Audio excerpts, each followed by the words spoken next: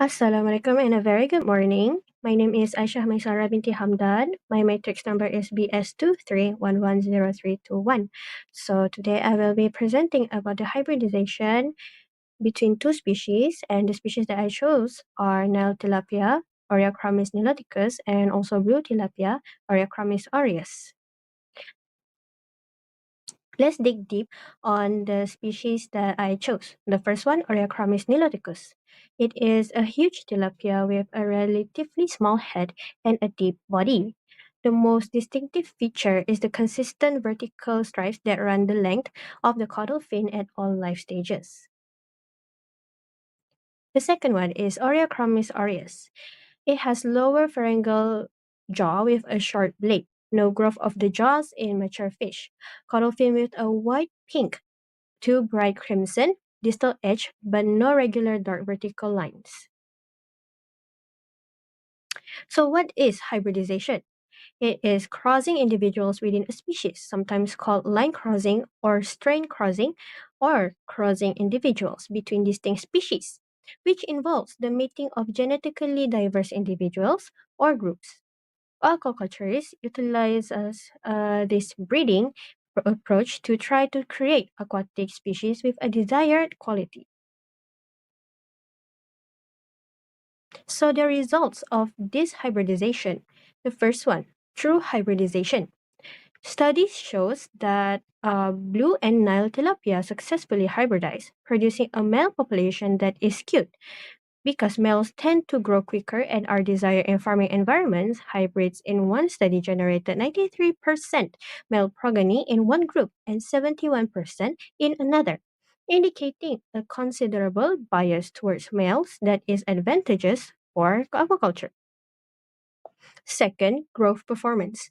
When compared to pure strains, hybrids typically exhibit faster growth rates.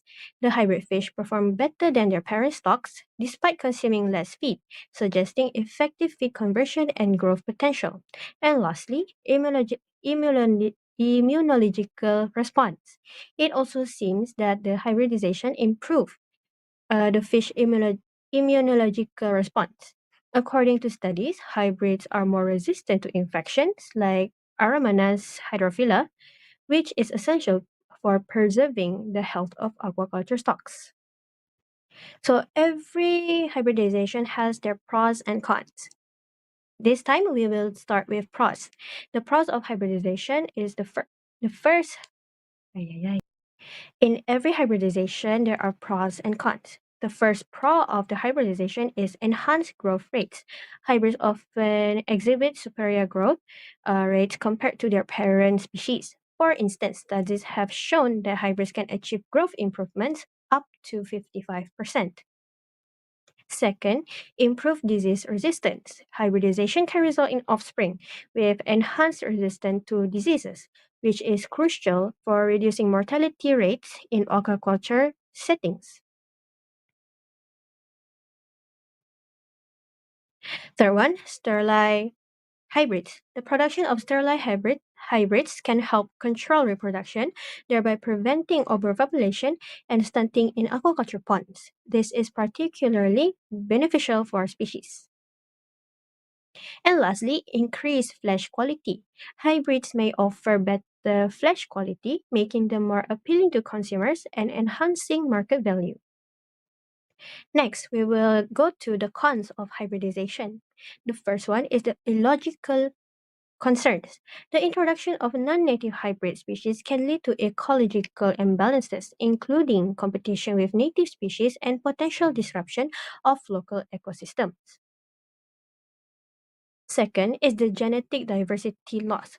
Focusing on hybrid strains may reduce genetic diversity within populations, which can make them more susceptible to diseases and environmental changes.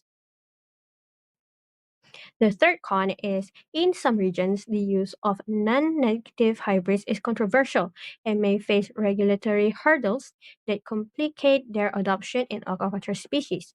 This is to explain about the regulatory challenges.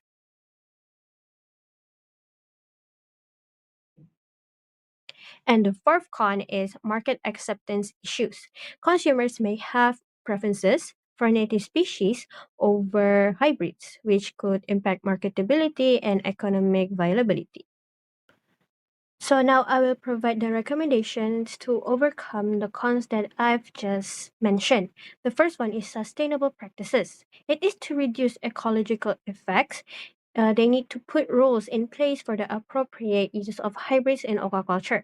Second, research on genetic impacts. Future investigations ought to concentrate on how hybridization affects wild stocks and farm populations over the long run.